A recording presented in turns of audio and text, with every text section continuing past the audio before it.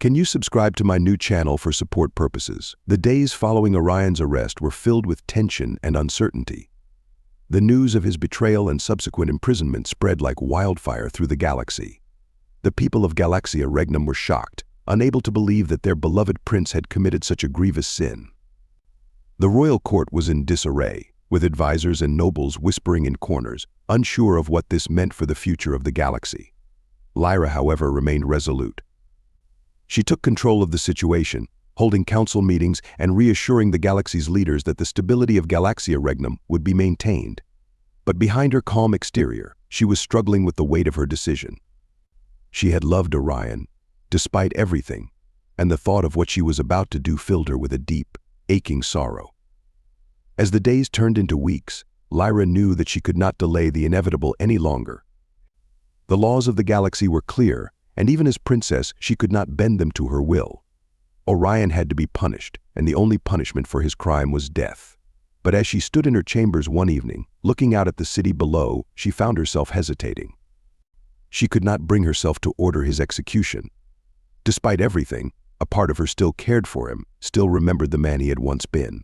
She knew that killing him would only deepen the wounds in her heart, wounds that might never heal. It was then that she made a decision, one that would change the course of both their lives forever. The next morning, Lyra summoned Zara to her chambers. Zara entered, her expression serious, knowing that whatever Lyra had to say was of great importance. Lyra began, her voice steady. I cannot bring myself to order Orion's death. It would destroy me, and it would only serve to destabilize the galaxy further. Instead, I've decided on another course of action. Zara's eyes narrowed slightly.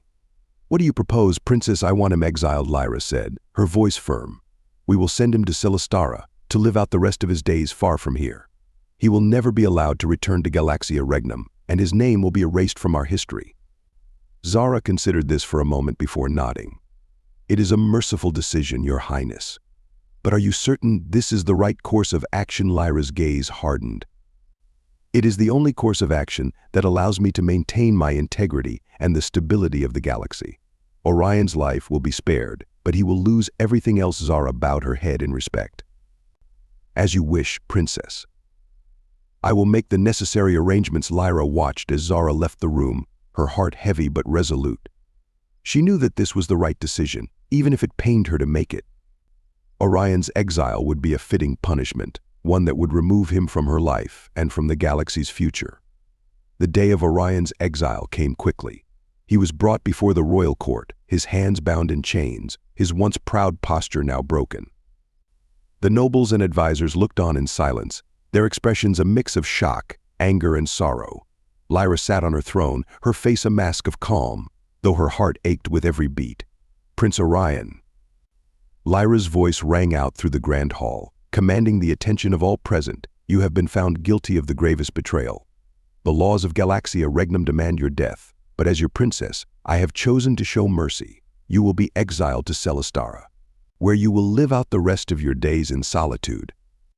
You will never return to this galaxy, and your name will be stricken from our history.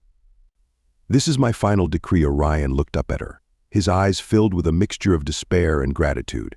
He had not expected mercy, and the realization that he would live, even in exile, brought a flicker of hope to his heart. But that hope was quickly extinguished by the weight of his loss. Everything he had ever known, everything he had ever been, was gone. The guards led him out of the hall, and as the doors closed behind him, Lyra allowed herself a moment of weakness. She closed her eyes, a single tear slipping down her cheek. It was over. The man she had once loved was gone, and she was left to pick up the pieces of a shattered life. But there was no time for mourning.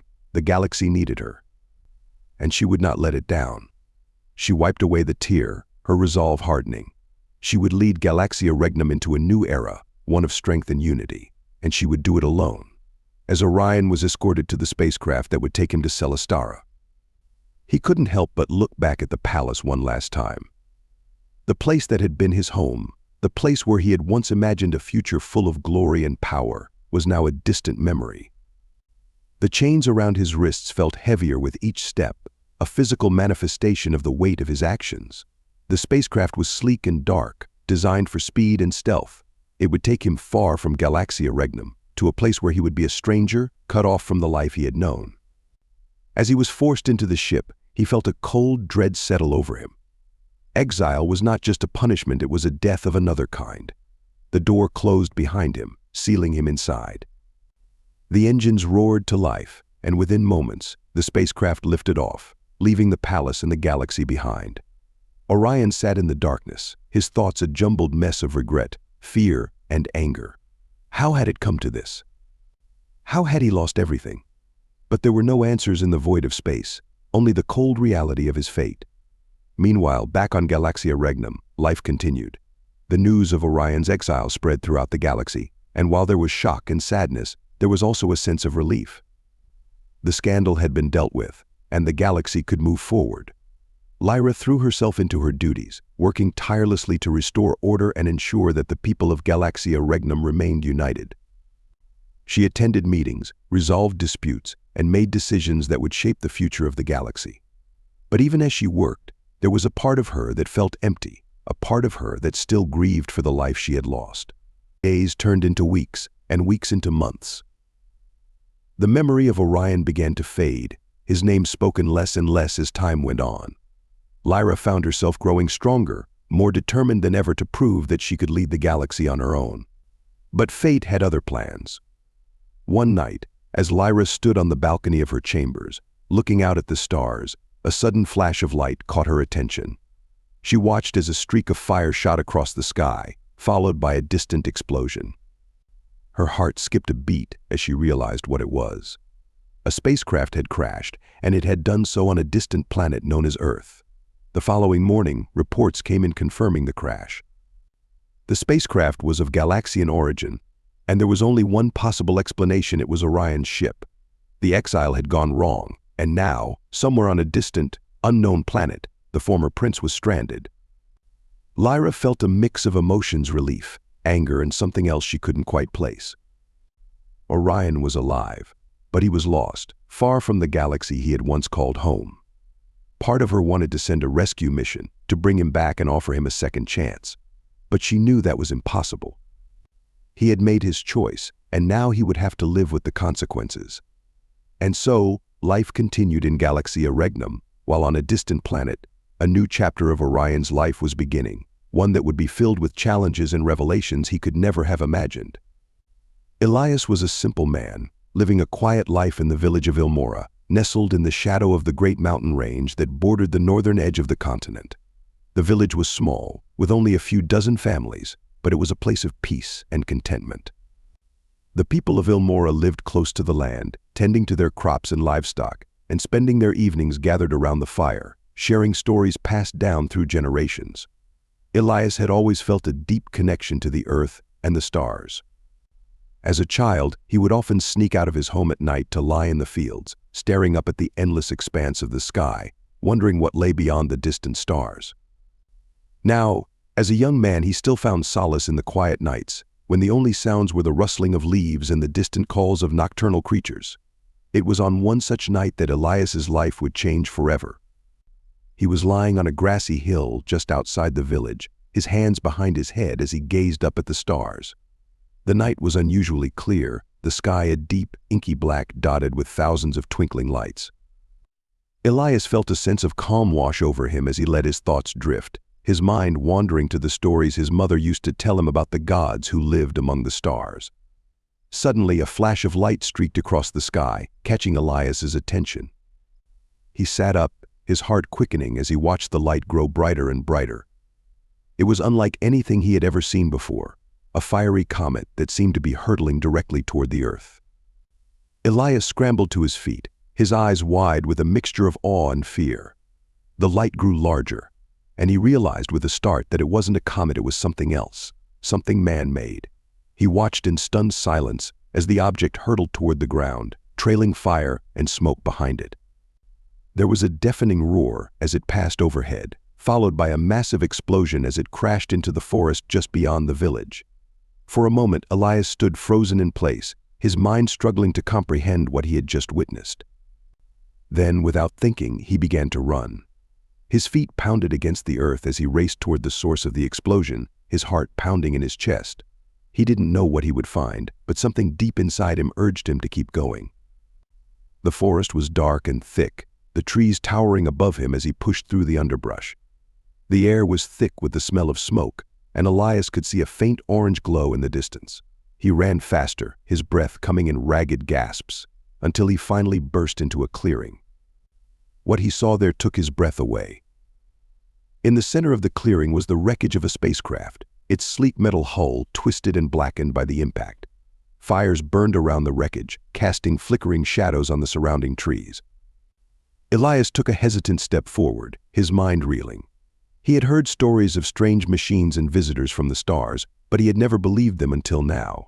As he approached the wreckage, he heard a faint sound, a soft groan that sent a chill down his spine. Someone was alive in there. Elias hesitated for only a moment before rushing forward, his fear forgotten in the face of his determination to help. He reached the side of the spacecraft, the heat from the flames making him wince. The metal was warped and twisted, but he could see a small hatch that had been partially torn open. He grabbed the edge of the hatch and pulled with all his strength, gritting his teeth as the metal groaned in protest. Finally, with a screech, the hatch gave way, and Elias stumbled back, gasping for breath. Inside the spacecraft, lying motionless on the floor, was a figure, a woman. Her clothes were torn and scorched, her hair a tangled mess, but even in her battered state, Elias could see that she was unlike anyone he had ever seen before. Her skin had a faint, otherworldly glow, and her hair, silver and shimmering, was unlike anything he had ever encountered. Her eyes were closed, her breathing shallow. Elias knelt beside her, his heart pounding. He reached out, his hand trembling, and gently touched her shoulder. "Miss, can you hear me?" The woman stirred slightly, a soft moan escaping her lips. Her eyes fluttered open, and for a moment, Elias found himself staring into a pair of violet eyes that seemed to hold the mysteries of the universe. She tried to speak, but her voice was weak, barely a whisper. "Please," she managed to say, her voice filled with pain and desperation. "Help me." Elias didn't hesitate. He slipped his arms under her, lifting her as gently as he could. She was surprisingly light, her body frail and delicate. He held her close, trying to shield her from the flames and smoke as he carried her out of the wreckage. He didn't know who she was or where she had come from, but he knew one thing: he had to save her.